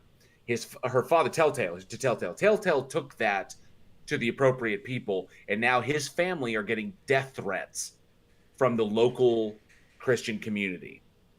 Oh, how Christian of you. Yeah, for what his daughter did. She's 12, or she's not. I don't even think she's a teenager yet, and she's getting death threats for exposing what this teacher did in this classroom. So it's a fucked up situation. I know that I know that he and his family would like their privacy right now. They're great people, and I want you to check out his channel. He's got great stuff over there. But the atheist community is awesome, and they are kind of rallying around him because it's ridiculous how the Christian community just come out there trying. When they find an atheist, they try to eat him, and when they don't have an atheist, they eat each other. That's pretty much what they do. Flat Drip said, "Holy Spirit." That's so true. And D Rabbit says, "Hiya, Johnny O. I missed the other stream and I just got here. I'll watch it later. But why is this still sounding like religious beliefs? Ghosts plus JL?" Anyway, Clive Wells. Okay, Clive Wells is the best compliment I think I've ever gotten. JL puts the fun into fundamental atheists. The fundamental atheist. Huh. Is that a thing? You can't be a fundamental atheist. I know, right? But I mean, I'm just curious. Is there a channel called that? I have to look. Check it out. JL Warren, did you see Vice Rhino's reaction to Owen's situation? Fundamental atheist. JL. There is no fundamental atheist. JL. Ooh, I may have. Okay. JL, just ask you a question. Who else was asking? Did you see who's that? Vice Rhino's reaction to Owen's situation? I did not see Vice Rhino's response. I heard that he'd made one, but I did not see. I haven't seen it yet. I was too busy prepping for this debate. Kevin Paul, good to see you. Go get some rest. 4:00 in the morning. Sounds about what time I'll be going to stare at the ceiling in my room too. Yeah, it looks like Chris S. Caliban and Daniel Cooper all confirmed she is 12 years old and receiving death threats. That's fucked up. Yeah. If you call yourself a Christian, you send a 12-year-old child death threats because she was made to feel uncomfortable in class, motherfucker. Yeah. What would you that's the thing that kills me about religion. This is the one time where I say I am anti-religion. That I have no problem admitting on anything. I'm anti-religion because religion corrupts everything. Yes. But religion poisons everything. But if you are a religious person and oh my God, I'm sorry, I don't mean to interrupt. They're moving out of West Virginia. Yeah. Well, they're being forced to move. That's probably a good move because there are a lot of religious fundamentalists in West Virginia that are assholes. Case in point, the whole reason for the conversation. It is pretty fucked up that they're moving. But here's what I will say: if you're a theist or a Christian or a Muslim or whatever religious background you want to have, and you find yourself in a position where you are sending death threats to a 12-year-old, I want you to stop doing what you're doing and shove like a corn cob up your ass or something. Because that's what you deserve. You're a piece of shit. Don't do that. And think of it this way. What if it was the other way around? What if it was an atheist in front of a bunch of Christian kids or religious children, and this atheist went on about atheist type things and tried to tell your children that, oh no, fucking is okay as long as you use a condom? Holy shit, you guys would lose your goddamn minds. I had a conversation with my philosophy teacher, my philosophy professor in college, and he is very much a theist, and I have nothing but respect for him because he is a person whom you can have an intellectual conversation with. I've tried to get him on several times to have a conversation with you because I think you two would work really well because you're both respectful and you both have very educated points. But he and I got into a discussion about the handing out of condoms to high school kids, and how that's his position. Oh, that's a terrible idea. Mm-hmm. And my position is, well, the evidence suggests that it's actually a great idea. Yeah. Because high schools where where that happens don't have as many pregnant teens. You teach responsibility rather than fear. And that's really, the thing. really simple, yeah. And his whole point was, well, if you that's like saying, don't spray paint this wall, yet you leave a can of spray paint next to a wall. You actively hand the child a can of spray paint. And I said, no, that's not the same. It's not the same at all. It's a false dichotomy. That's a false equivalence. You're a philosophy teacher. You should know that's a false equivalence. Because me handing somebody a condom and teaching them responsibility, like, hey, look, because here's the deal. Kids are going to fuck. Yeah. It's going to happen. That is a foregone conclusion. And when you educate people about the I don't want to say the dangers of having sex, because, there are some dangers, yes, when it comes to STIs and whatnot. But if you talk to them about the complications of having sex when you're not ready, or unprotected sex, when you educate them, like, hey, look, these are the things, these are the consequences that could happen, not necessarily going to happen. Like, just because you have unprotected sex one time doesn't mean you're going to get somebody pregnant, doesn't mean you're going to get AIDS. Right? But those are things that could happen. Here are ways we can prevent that. You sit there and make a lesson about it. I mean, their bodies are telling them to do one thing. Right. Hormones are a bitch. I mean, when I was fucking 16, I wanted to fuck everything in sight. So I mean, hormones are telling you to do it anyway. When you sit there, I'm glad I wasn't inside of you. Yeah, yeah. if you were, yeah. But if you tell kids to be afraid of something that their body is telling them, or that that their hormones are telling them, if you tell them that what their body is telling them is wrong, then the first thing people should learn to do is trust their bodies. Yep. If you can't trust your body, you will wind up in a world of fucking hurt.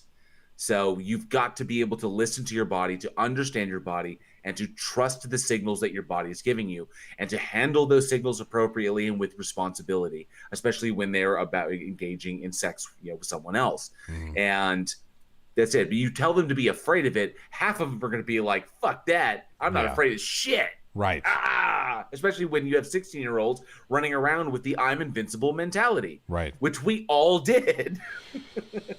Some of us didn't. Some of us didn't do that because we got hit with baseballs or, fell off of bicycles and busted up knees and foreheads and whatnot. So we're like, nah, maybe I'm not so invincible because that shit hurt. Let me see here. Someone said something. And the George said something. Say, as a child, having a pastor get angry about the questions you ask and tell you to ignore any answer that isn't God was the last straw for him. And actually, this is really cool. Thank you, Ann George, for sharing that. It was something I want to do on my channel now that I'm getting a grasp of OBS and I can start streaming. I would like to have sit-downs with other atheists to hear their stories. And I want it to be I would invite theists to come and listen, especially hardcore theists, because I want them to hear, number one, that these people's stories are valid. Okay, they are a valid experience that these individuals had. It's a valid choice for them, and they need to hear these things instead of just having someone in a position of authority saying atheists are evil, they're going to draw you away from God, they're all fucking going to hell, and blah blah blah blah blah. That societal division needs to end. People need to hear these stories. They need to hear people's journeys.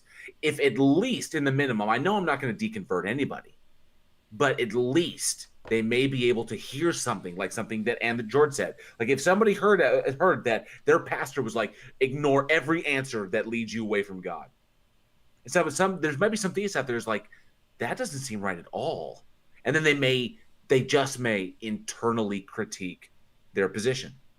Well, here's the thing. So I want people to believe what they want to believe, what makes them feel good about themselves, and if having that relationship spiritually is what does it for you, awesome. The only thing that I'll challenge is when your feel good makes other people feel like shit. Yes. You really need to stop that because it doesn't do anything Doesn't do anything for anybody. Tony Regime, how you doing? Good to see you. Let's see here. D Rabbits said a good one here. It says, JL Warren, I'll fuck everything that moves. Me? Not moving at all. Frozen in time. I used to. I used to be there. I'm 40 years old now. I was 16 then. You know, it's like, golly, man. But fortunately, I don't have to run too far to my wife. It's pretty much it. You know, that's why I got married. I'm getting older. You know, slower. that's the funny thing. As I get older, so does my wife. She can't run as fast. She can't run as fast. It's terrible. Well, I mean, I'm kidding. I don't chase my wife. Come on. At this point, it's Stockholm syndrome, right? I don't know. Yeah. I think we've graduated to the next level. Whatever happens after Stockholm syndrome, that's where we're at. I think. Whatever happened to Patty Hearst, our wives are there. Yeah, that's exactly what happens. Yeah. It's like Let's Patty see. Hearst Skydiver Tanner said two funny things. He said, "My body says it needs bacon a lot." Yep. I do not deny it that. My body says it needs bacon a lot. My heart says, quit it. Skydiver Tanner said, "What about someone who dropped religion but still believes there's something more?" And that is fine. Those are, here's the thing, and that's one thing that JL and I have spoke about several times, that there's no way to prove nor disprove. What's the word I'm looking for? I don't want to say. There's no way to prove nor disprove what happened before, what started everything, right? So there's no way to say that for certain there is no God, which is one position that I think I can respect with atheists, is they don't make, the respectable ones don't make that assertion. Now you get some that wave the atheist flag that say there's no God, this, that, and the other. Well, now you're starting to become a little bit more of what you don't like. But that's for a different discussion. So just like, for instance, with evolution, this is one thing I'll never understand when it comes to the theists, that just because evolution is a thing doesn't necessarily mean that there's no God. It's true. They both can exist. Evolution could be the tool by which God diversified life. Yeah, why is that such a contentious thing? That's a question I'm going to ask one of these religious that's the whole big thing, is exactly what you said earlier. I don't care what people believe what you want to believe. I mean, people can believe anything. As a matter of fact, I am a proponent, as most epistemologists are, of doxastic involuntarism, which is basically like, not all of your beliefs you have control of. That some things you simply are convinced of, at a point. Evidence can come in and change that, but there are some beliefs that you simply hold. You're not in control of everything you believe. Some things just click, Right. And so I'm a proponent of that. I classify myself as that. So here's a question I have for you, JL. What is it that moves you? Like what external force? No, not like what external follows force. The first law of motion, and not one that not me kicking you in the ass and you moving. No. Sorry. What? There's got to be something that you experience that triggers feelings inside of you that you can't necessarily explain. What does that for you? I fucking love storytelling. Okay. I do. It doesn't matter how the story is told. I love storytelling as an entertainer, as a content creator, as whatever. I love stories. I love stories, and I love telling stories, and I love hearing stories. I like hearing people's stories. I love hearing people's experiences. I love expressing my own experiences and my own stories. That right there is the core of humanity. Mm-hmm. Everyone is valid, and everyone has a valid story. And everyone has an individual subjective experience that we can all learn something from. And that's what we can't get past. That's what the tribalism is, what keeps us from really truly understanding that. It's not tribes. It's one tribe. We're fucking humanity. That's what it is. We're humans. And everybody's valid, and everybody has a fucking valid story. And everybody should hear that story. The question is, do people want to, or are people willing to? And I always have been. I love hearing where people came from. I love hearing where people think they're going. I love talking about, where I'm going or where, whatever like this. I love this shit. And so that's why I've worked in the industry. I'm an actor. I'm a writer. I'm a director. I'm a producer. I'm a filmmaker. I love this stuff. And I love telling stories, because that right there, I mean, if you want to talk about a poet of like the soul of humanity, it's in the stories we tell. Mm-hmm. That it's in the things that we pass on to other people. Like Yeah. the joke, like the last joke that my father ever told me, I passed it on to you. And now you can pass that on to other people. I guess for me, it's more about, you ever walked into a situation or walked into, like, I don't know. I'm trying to think. I remember the first time that I saw the Grand Canyon, and I how remember my first time. Yeah, I bet you do. It was last I've only night. seen it. I've only seen it one time. Well, So- what I mean is, I remember, walking up to this, one of the most beautiful things I've ever seen, one of the most awesome, amazing experiences, seeing this terrain that form, natural processes and whatnot, whatever. How the fuck it got there is immaterial. It's the feelings, right? That you experience when you see something like that. The first time I was in the Rockies in Colorado, it was fucking amazing.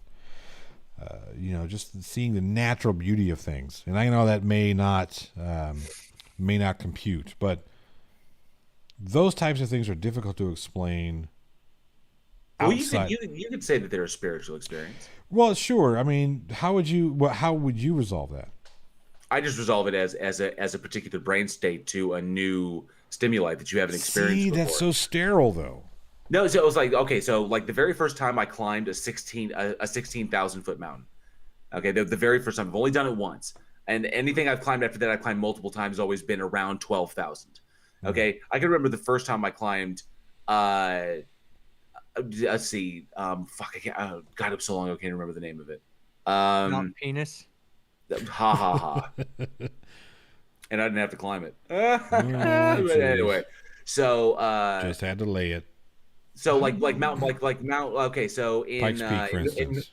Okay, there you go. Okay, so the first time I did that, the first time I was standing on the mountain and there was heavy cloud cover. Okay, I've just worked my fucking ass off to get up this damn mountain. The last like 150 feet of it is just almost pure shale, and I'm just you're going hands and knees to try to get up to the point. You get up to the peak. There's kind of like an area where you can walk around a little bit, and then when you look down the northern side of the mountain, it's supposed to be the whole fucking the Cimarron Cito is like laid out for you. The whole area is supposed to be laid out. Fucking cloud cover, of course it is. But then for a moment, so I'm standing on there. I was like, wow, it's like I'm standing in a cloud. Yay, I climbed a giant mountain and now I'm all damp. But then for a brief moment, the clouds opened up and the sun was just in the perfect spot. And the whole fucking valley below, we're talking like 30,000 acres, just opened up. And we're talking, you could see everything. I mean, Ghost. You could see you can see herds of bison grazing. Because up there at Philmont, they buy bison so that they can breed them and let them openly graze. You can see herds of bison just running along the rivers that cut through there. You can see it was amazing. It was a new thing I'd never experienced.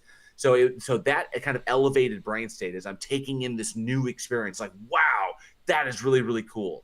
And I'm going to file that away. I'm going to take pictures. I'm going to file that away, try to remember as best I can.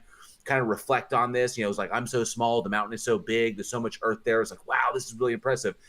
And then that's it. That's kind of where it ends for me. It's not that it's sterile, it's just that I understand it.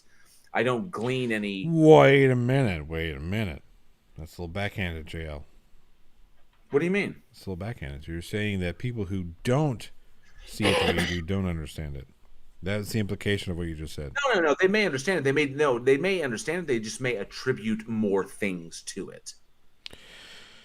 Yeah, maybe. But it's fine, and they can do that. I just don't see it that way. You'll let us? You promise? Ha.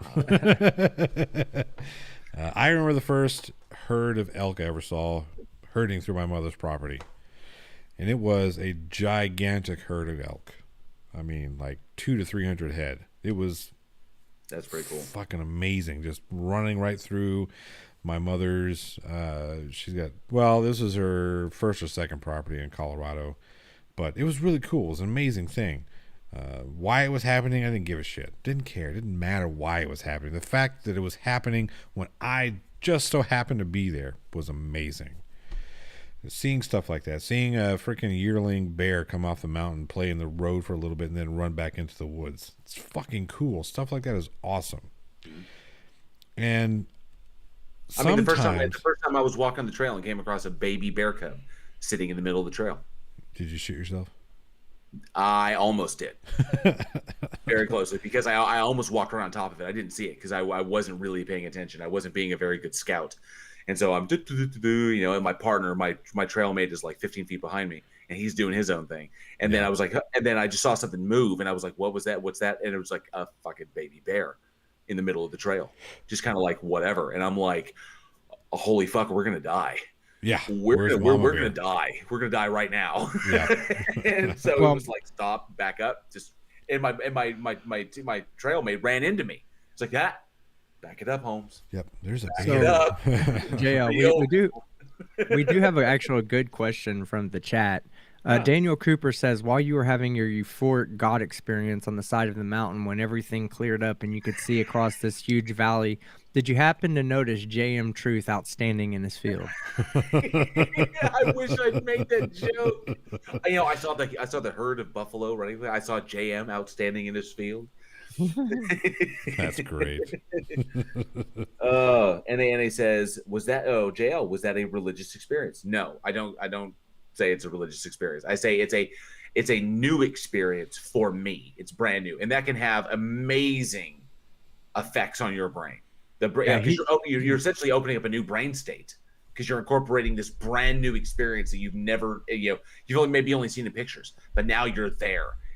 Your brain's like, whoa, hyperdrive. And then people say, oh, it was the spirit of God. And J.L. Warren doesn't have religious experiences. He has paranormal experiences. I don't have religious experience. I don't have religious experiences. I give religious experiences. JL. He's talking about hell. Yeah. Why you gotta shit on me like that? You had your mouth open. Shit. I mean, what the fuck? Oh, Jesus. Yes, Tony Regime, that is what we meant. The baby bear isn't the problem. It's the mama bear who's probably 10 feet away and you don't see her. Yep. I told you about that. They don't let him roam far. No, they don't. They do not. Well, that depends. If he's a baby, you're damn right. Mama bear is probably 10, 15 feet behind. She's probably scratching her back on a tree, just waiting to see if you're going to do something stupid. Or if it was a yearling, then might be a little bit farther away. Yeah. PhD Tony, good evening, sir. Or good afternoon, I think it's pretty good, yeah. Good evening, good afternoon, and good night. Yep. Where? Plot hole coming from Denton County. No, not quite. Tarrant County. Oh, you're in Tarrant? Yeah, just barely. D Rabbit says, Team Skeptic, wait, what? Is jail going woo? I swear he's this close to believing in crystals. Just saying. I'm gonna completely push back on that and say no, he is not this close to anything. He is fully engulfed in the belief of crystals. What you guys can't see is that right behind JL's head is a big old crystal. Right underneath his butthole. He's got a brown crystal. It used to be clear. He's got that brown quartz underneath him. Yep. That's gross. That's gross. It's a different kind of dark crystal.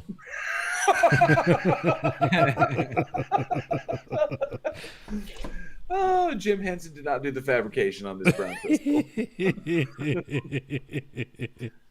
Oh, that's fucked up. That's gross. That's gross. So, PhD Tony, I'm actually, I want to get you into a debate with Darth Dawkins. I think I'm going to try and set that up. Really? Yeah, JL, I might need your help with that one. Oh, he's got me blocked in. I was about to say, I thought that JL's one of Darth Dawkins' personal associates. I turned to JL Warren when I look for debates. No, he probably no. But you can point me in the room, so you can get me into the room. That's all I need. I can get. You're still a member of Reformation, aren't you? No, I had to bounce when all those people were being just overly jackasses. Oh, if you still got the invite, yeah, I think you can use it. But I can try and get you another invite to Reformation because that's where you're going to find him. Okay. What is Reformation?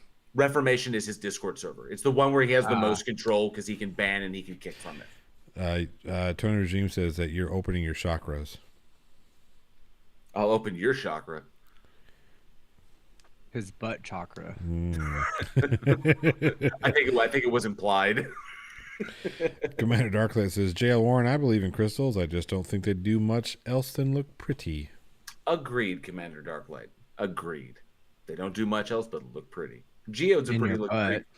What is with the butt talk, man? I don't know. You're setting yourself up. I'm just going with the flow. No, I'm not setting myself the up. Brown River, you can call it. Team, if you'd like to call me later, just call me later. That's not what I'm saying. You don't have to be. You don't have to play coy, man. Just give me a call. You know, we'll work something out. I would, but PhD Tony would be totally jealous, and I respect him way too much to enforce jealousy on him. Oh, come on. I'm not into ghosts, so. You're into ghosting. You've got 2 holes, man. We can make it work. Got more than 2. It's got more than 2. That's terrible. That's terrible. Is Darth a young Earther, or is he just an asshole? Darth is not a young Earth creationist, and he is not. He's not a young Earth creationist. He's not like he absolutely fucking hates flat Earthers. He is a hyper-conservative, fundamentalist Christian apologist, and he hates liberals too. Absolutely, he thinks liberals should be put to death. Thinks homosexuals should be put to death. He's a real problem with the trans community, like a big problem. He has on Reformation. He has a weekly show, like a game show called "What Is That?" and he'll put up pictures of trans people and try to have his little sycophants determine which one, is that a guy or is that a girl? Darth Dawkins needs to come out of the closet. Yeah, I was going to say he's got a weird obsession with that. Then, if that's what he does, that's a weird obsession. That's an unhealthy obsession. It's creepy. It's beyond creepy. You know? It's like when Nathan Thompson runs out and the first thing comes out of his mouth is, some homosexual bullshit that he says he's against, but. Methinks thou doth protest too much. Yes. Yeah, I mean, there's just way too much projection there. I mean, it can't be. You got to wonder, if it's on their mind that much that like, you're. I mean, there's this one guy in there. His name goes by Grug Pill, and he's constantly. And I don't want to say the F word, but the cigarette, the bundle of sticks word. Right. But he'll always call me as like, you're just a God hating F, who's going to burn in fucking hell. And I'm just kind of like, and that's literally what he says to me every time he sees me in. It's like, well, you're just a God hating, but whatever, because he knows I'm bisexual. So. I never understood why people. I mean, that whole narrative, that whole idea that I've got to insult people. Oh, I'm gonna hurt your feelings. And then well, I mean, I went through that same phase in my life when I was, of course, it was driven by 12. religion. Yeah, well, no, I'm being serious. Okay. I went through the, and I've been open about this before. I love women.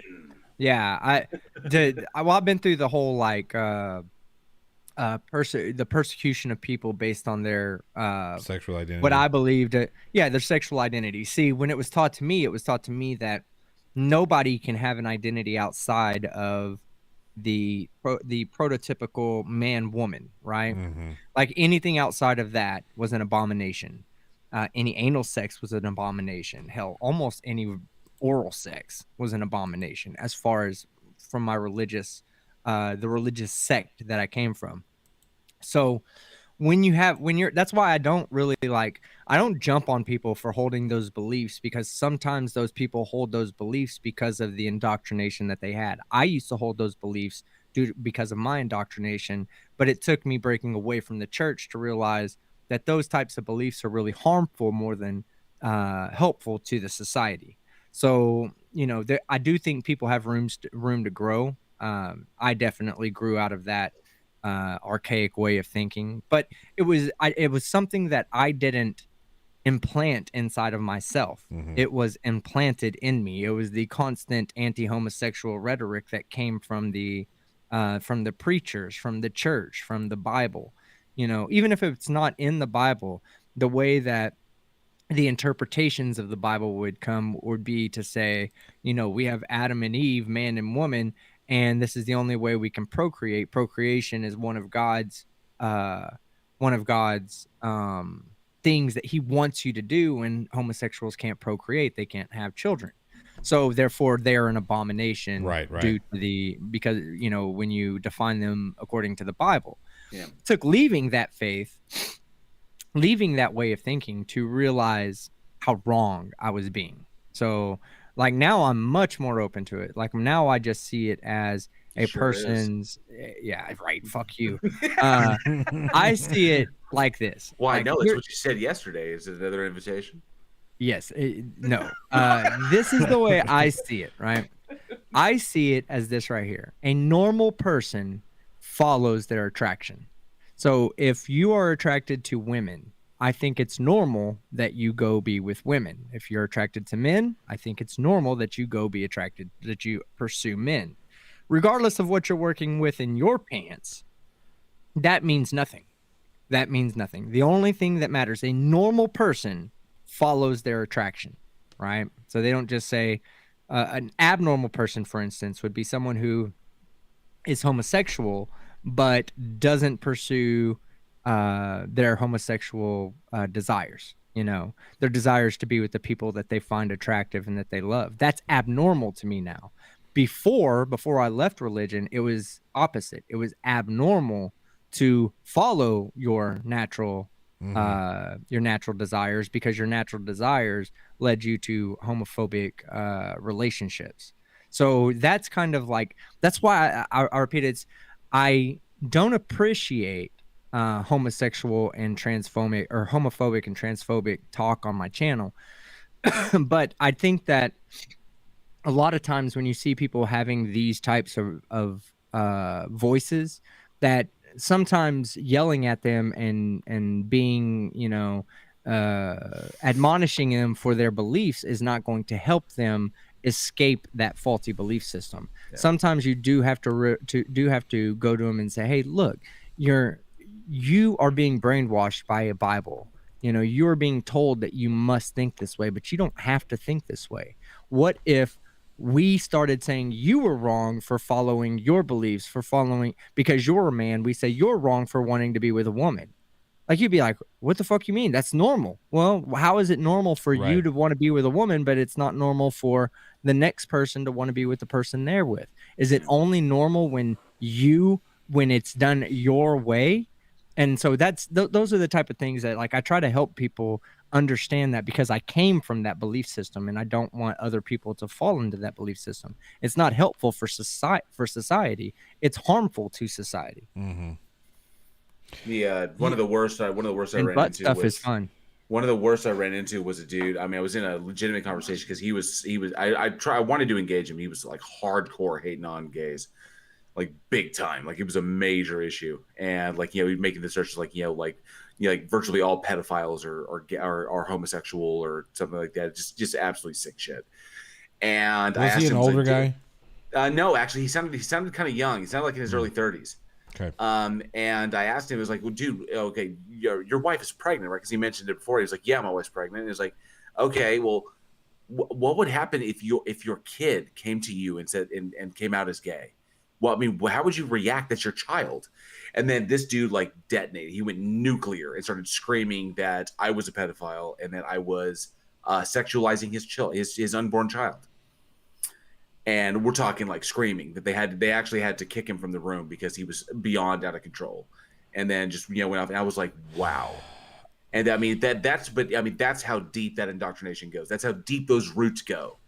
And that what's been pounded into his head, and how terrified he is that he may have had a gay thought, or he may have had a thought he thinks is gay, or he may have looked at a guy and been like, can you imagine the trap? Like, can you imagine the... Go ahead. I'm sorry. No, I was like, he looked at Hugh Jackman and was like, that man's kind of sexy. Oh, fuck. And then just, retracted so deep in his shell, he turned inside out. Yeah, and the thing is that's not conducive to a child. That's not conducive to a young person growing up to say, your way of thinking is incorrect. Change your way of thinking. That's hardwired into them. You can't change that. Yeah. So what do you mean change your way of thinking? Yeah. Okay, hey, stop liking this and start liking that. You know, that's like telling me start liking cheese. No, well, that's not going to happen. I don't like cheese. I don't like the taste. It makes me sick. Not going to happen. So why should I expect on a whole different thing to say you must change the way you feel about, you know, the opposite sex or the same sex? There should be no reason for that. That only is going to put somebody in a hell that they don't deserve to be in. Yeah. Really quick, Fuck YouTube says every time I see someone who's totally obsessed with homosexuality, I eventually cross paths with them at a gay bar. Yeah, Probably that's true. true. Here's, so very you know, true. here's the thing that gets me. Why does what somebody else put in their body, or how the fuck does that even concern you? Why are we so concerned about what two consenting adults do in the comfort of their own home? Yeah. You know, Why? I have a weird entertainment fetish, right?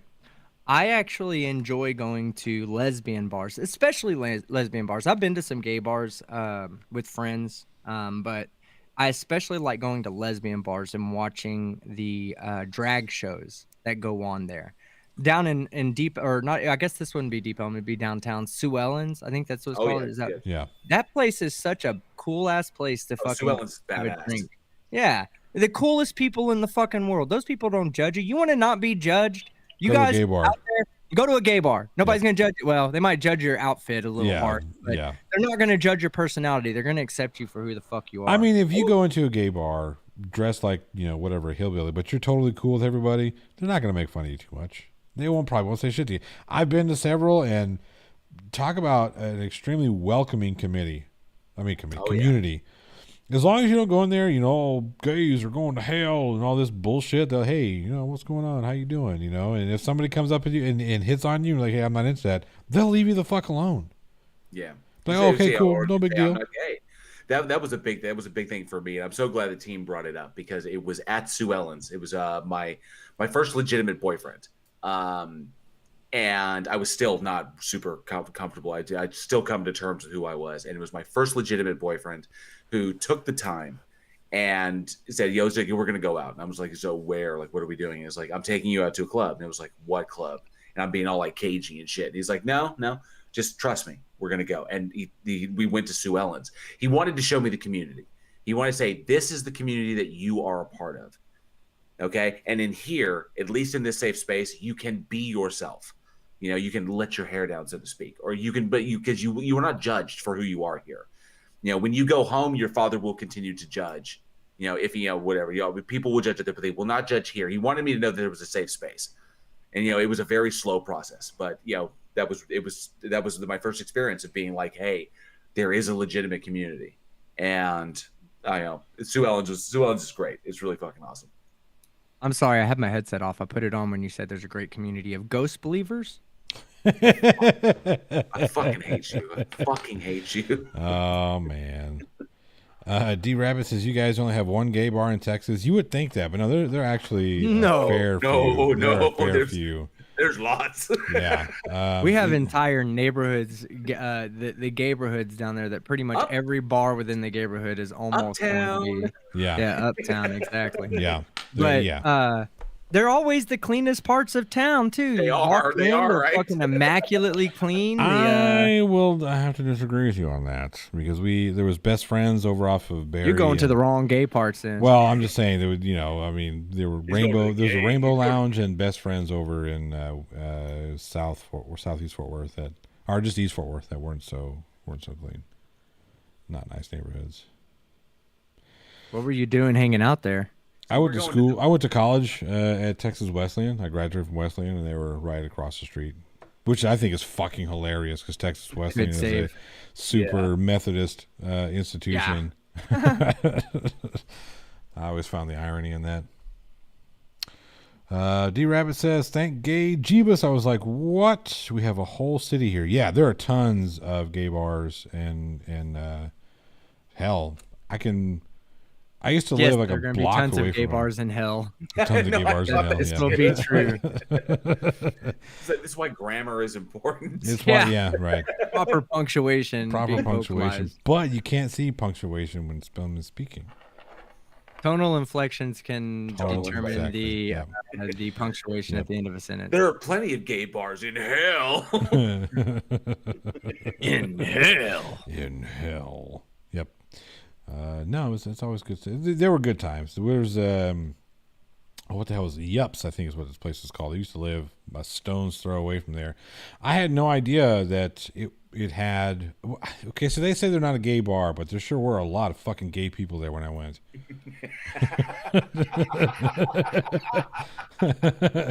We're not a gay bar. I'm looking around thinking, I'm the only person in here who's not trying. Yeah, no, this is a gay bar. I don't care what you say. It's cool. Be a gay bar. We're not a gay bar. You saw Chasing Amy, right? Yeah. You like Banky. You like Banksy. Or you like Banky. He's looking around. Sure are a lot of chicks in here. Come on, guys, let's go. Yeah. Oh man. No, Chris S says what the hell? JL Warren. What the hell is we gonna see this not having to pay for it? Chris S says JL Warren working on getting more content on your channel. Yes, I am. I actually have. It was a move. Okay, so there's this guy. His name is Kyle.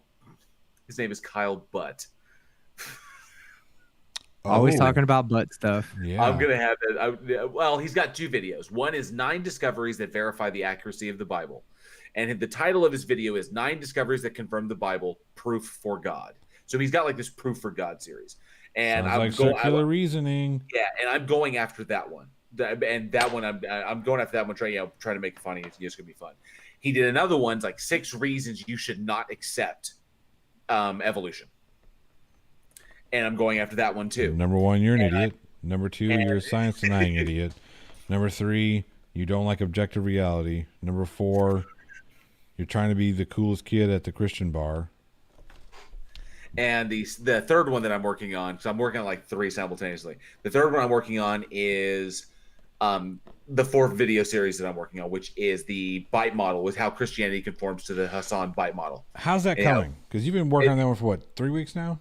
Yeah, about. I'm almost done with the behavior. The problem is the other ones are going to go faster. The problem is there are 25 points to cover in the behavior control, because behavioral control is all about reinforcement and creating habits that reinforce your faith in the system. And so there are 25 points in the behavior system, but in the other ones, there's only like 6, 11, and 7. I think those will go much faster.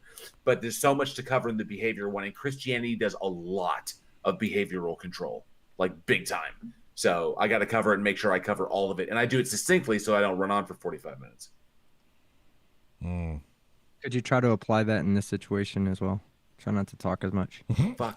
You're such a hateful person. There's no hate.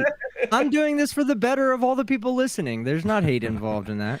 It's not that I hate you, JL. It's that I love the audience more than you. Yeah.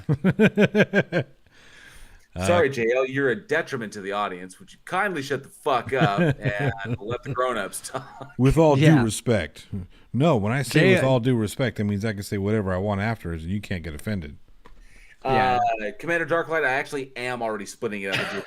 That is a 4-video series handling behavior control, information control, thought control, and emotional control. And I've split it into 4. Maybe I should split it into 2. What do you think, Johnny? Like I should split behavior into 2? It really depends on how long each video is. You want to keep them around 10 minutes? You know what I mean? Well, typically, I'm a little bit different about that. So, what I would do if I were you is I would complete everything as one video, not put it out as one video, but complete everything as one video, and then find natural points in it where you come to where you go from one thought to the next. You know, where you transverse between a line of reasoning that you're going to into a new line of reasoning. So if you stop it there, then when you pick up on the second video, you are picking up with an entirely new line of reasoning that might not require the audience to go back and watch the previous videos to understand what you're saying in this video.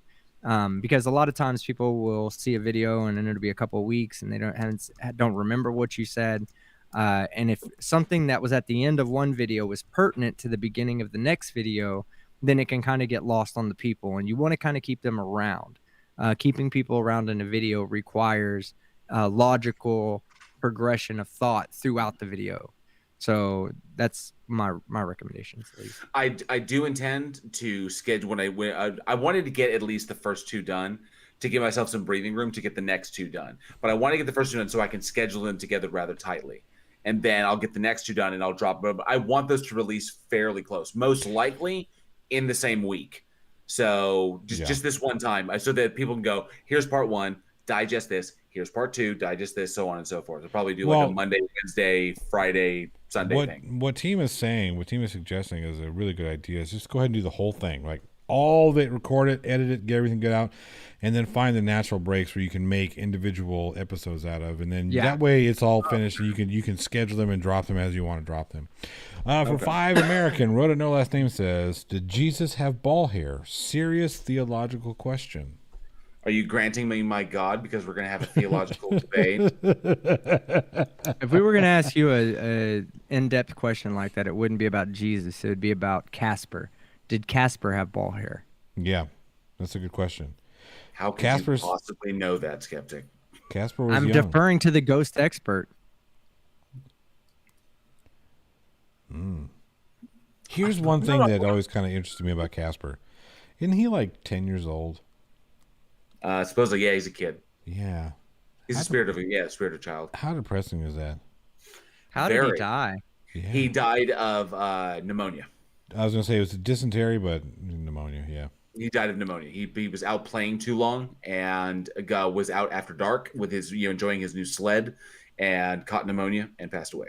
Was this in a cartoon or was this just this is in the original comics. That's Casper's origin. Okay. Yeah, the original like black and whites back in the day. But that's Casper's origin. He was a young boy who caught pneumonia and died. But he'd been a ghost so long that he'd forgotten all of it. What a wholesome story. Yeah. It's time for me. They got to give him balls. Got to give him balls. If they give him balls, J.L. Warren will be so much more into Casper. I see what you did there. I did too. Yeah. Your silence is consent, J.L.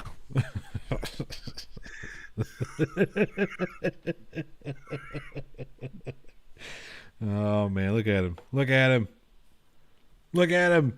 It's just the fucked up thing. I either lean into it and or I either say nothing and catch more shit, or I lean into it and nobody fucking laughs and I catch more shit. Yep. So you know what? I'd rather not fail at the laughter. Lean into it. Make it awkward. That's why I like hanging out with you, is because you always put yourself in no-win situations, and since there's a dichotomy between me and you, I obviously win in every situation. Well, there was that one time. And on that note, I'm getting the fuck out of here. I'm going to bed. I have to work tomorrow because work sucks. By the way, everybody go check out this video. I'm putting in the link in the old side chat. It's not doing so well. I guess you guys didn't like that racist Karen. It's okay. I didn't like her either. Which one? What video did you cover? It's 3 different ones. The bagel Karen. Oh, I'm getting ready to do an extensive video on her. She's a real pro. I have about 5 videos of her. She hasn't shut up since all the shit's gone down, and she's only doubled down. She's doubled down on using the excuse me, the N-word, because she wasn't calling him an N-word. She was describing his behavior. Right. That's what she said. And then if you look inside of her house is like the paint on the walls is peeling off, and there's like Donald Trump posters over where the paint on the wall is peeling off. And she blames everything on her, baby daddy. Yeah. And she's just a piece of shit human being. She really is. Very much so. And I'm gonna cover her in depth on a video. Her and Uber Karen. I still haven't done her because they've all those people are a bunch of fucking criminals in there. And they just, and the girl that was like, she just got arrested too for her actions in the Uber. Terroristic threats. She should go to fucking jail for that shit. Fuck yeah. Yeah. So that's going to be interesting. Yeah, I don't know what it is, but that one's just not getting any kind of push. But I'm pushing it now, so go check it out. Give it a couple of watches. Share it with all your friends. Tell me what you think. Let me know in the old comment sections. Ryan announces, keep around, y'all. Johnny, you need to take a mental health day. Fuck, dude, I don't have time. I don't have time for mental health days. I don't yes, have. You do. Yes, you do. Don't You just tell them that you're taking a mental health day. No, we actually on the way back from my vacation that I got bugged every goddamn day about. I was in the mountains of Colorado, still getting calls from work, still getting texts from my boss and all this bullshit. I'm like, hey, I'm in the mountains, guys. Let me fucking be. Stop. And I can't turn my phone off because, I've got to keep it on in case the kids or the wife needed something. So yeah, it's like, fuck's sake. Can you, I got to the point where I took a picture of the mountains and sent it to my group chat for work and said, this is what my store looks like right now. Can you leave me the fuck alone? And they still didn't get it. But on the way back, as I'm driving back home, I haven't even left Colorado yet. I get a text from one of my employees saying, hey, I quit. I'm like, oh, that's great. Awesome. I'm already short-staffed, so now I'm even more short-staffed. So yeah, there's no such thing as mental health days for me. I have to, got to do what I got to do. They're not going to fire you for taking a mental health day. Want to bet? They would not do that. You've worked there a long time. They're not going to do it. They put a target on my back. They are actively trying to get rid of me. Yeah. Well, then give them a reason. Well, I've got other things that I'm working on, so I'm not too terrible. I'm not worried about it. Yes, but we worry about you. Yeah. When you get exhausted and you get run down, you can get sick. That's the concern. You are a dear friend to all of us, and we want to see you healthy and safe. So taking a mental health day may be, warranted to be like, you know what? Fuck you. I'm literally about to go the guns of the Navarone on this fucking place. And just so you know, he speaks for himself when he speaks for himself when he's trying to give like praise towards your mental health. I personally don't give a shit. Yeah, that's fine. I figured as much. I generally don't talk about it because it's, I don't like to burden people. But like I said, I'll do what I do. I work.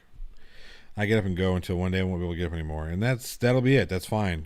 I have kids that need to eat, so it is what it is. I have to do what I have to do. So, I appreciate the concern. I wish I had the ability. I wish sometimes that we had some socialized medicine in this world where we could do things like that, but we don't, and that's just the way it is. Anyway, I'm gonna go to bed. I'm going to go stare at the ceiling. We'll see you guys next time. Get some sleep.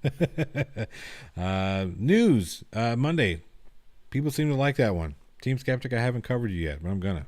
It's going to be funny. What is it? It's a new show I put out on Mondays. Oh, yeah, I saw it. The last one was Irish Demon leaving YouTube and something else, right? Creaky Blinder and Creaky Blinder takes on First Amendment auditors. Yeah. Hey, Johnny, how did that bit turn out? The special video you're working on? It's still in the works, but yeah, it's gonna be nice. It's working. I'm working on it really nice. Awesome. That's cool. Anyway, goodbye everybody. I had fun. The JL debate was always awesome. We're gonna do it again sometime, JL. We'll get you on again. Hell yeah. What the hell is that? I don't want that. Well, thanks for having me on, Johnny, and thank you to the chat. JL, don't believe in ghosts, but that's just advice. Like, do what you want to do, I guess. You still plan on debating this clown? Yeah, I'm gonna debate him on some science shit, man. I'm gonna, because I know the answers to a lot of these things that he's saying. Not necessarily the answers, but I know the rebuttals to a lot of these things that he's saying. He brought up genetic entropy last night. Oh, come God. on, man. Define genetic entropy, like John Sanford, really? Give me a fucking break. That shit. Go ahead. Yeah, go ahead. Well, I was gonna say he brought up a few points that were I could see in my head where he pulled these from, so I could kind of tell who he's listening to. I'll give you this about John C. Sanford and his genetic entropy bullshit. I'd suggest that over to Professor Dave that he could do a video on that. the genetic entropy argument is such whack job bullshit that Professor Dave won't even touch it because it's whack job bullshit. Like, obviously, it's not something that's how you like. You read this like this is fucking woo nonsense, and you throw that book in the garbage. You know that he's like literally small. He's like no. Anybody who has any kind of a rational thought in their head would not believe any of that bullshit. Oh, it was about the God being all good, and I brought up, well, what about viruses? You know, like how? Fuck how is that. that What about God being all drive-bys? good? What about drive-bys? Yeah. Yes. A created being What about that had stillborns? You Yeah. know, a created being that had no concept of sin, then committed a sin that you didn't inform them about until after the fact, and that's why we have necrotizing fasciitis. Cool, I guess. Yeah, Cool that's story, why we bro. have word of the day toilet paper. Rhoda, no last name for 5 Americans says, when did Jesus start his beard? When did God start his beard? Are beards metaphysical? And with that, we are going to get the fuck out of here because I'm tired. Can team grow a beard? no team cannot. No team cannot. Say goodnight, everybody. Good night, Who everybody. Ball son of a bitch. You guys. I am. There are Yes. times in the day when you just catch me and I'm in my peak